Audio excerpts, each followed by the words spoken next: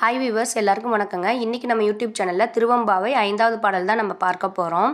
மாலரியா நான்முகனும் காணா மலையினை நாம் போலறிவோம் என்றுள்ள பொக்கங்களை பேசும் பாலுரு தேன்வாய் படிரி கதைத்திரவாய் ஞாலமே விண்ணே பிறவே அறிவறியான் கோலமும் நம்மை ஆட்கொண்டர்லி கோதாட்டும் சீலமும் பாடி சிவனே சிவனே என்று ஓலமிடினும் உணராய் உணராய்கான் ஏல குழலி பரிசேலோர் எம்பாவாய்.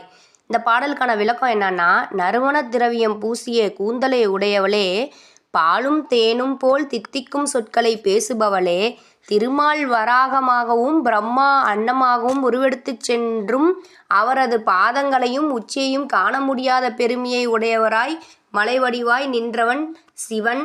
ஆனால் அவரை நாம் அறிவோம் என நீ சாதாரணமாக பேசுகிறாய்.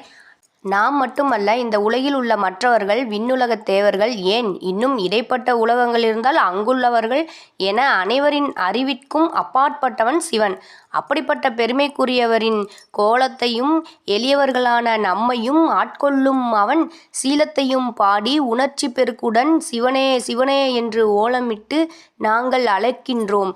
நீயோ இதை உணராமல் உறக்கத்தில் ஆழ்ந்திருக்கிறாயே என்று தோழியை எழுப்புகிறார்கள் வந்த பெண்கள். மாலரியா நான்முகனும் காணா என்ற சொற்றொடர் திருமாலும் பிரம்மனும் சிவபெருமானின் அடிமுடி தேடிய புராணத்தை சொல்கிறது. திருமால் லக்ஷ்மியின் கணவர், பிரம்மன் சரஸ்வதியின் கணவர். செல்வத்தாலோ கல்வியாலோ கடவுளை அறிய இயலாது, பக்தியால் மட்டுமே அறிய இயலும் என்பது இந்த கதையின் உட்பொருள். செல்வத்தாலும் கல்வியாலும் விளையும் ஆணவம் கடவுளை அறிய தடையாய் நிற்கும் என்பது இந்த பாடலில் உணர்த்தப்படுகிறது. என்னங்க, இன்னைக்கு இந்த நிகழ்ச்சி பிடிச்சிருக்குன்னு நினைக்கிறேன். இந்த நிகழ்ச்சி பிடிச்சிருந்தா லைக் பண்ணுங்கள், கமெண்ட் பண்ணுங்கள், ஷேர் பண்ணுங்கள். மறந்துடாதீங்க வியூவர்ஸ், சப்ஸ்கிரைப் பண்ணுங்கள். பாய்.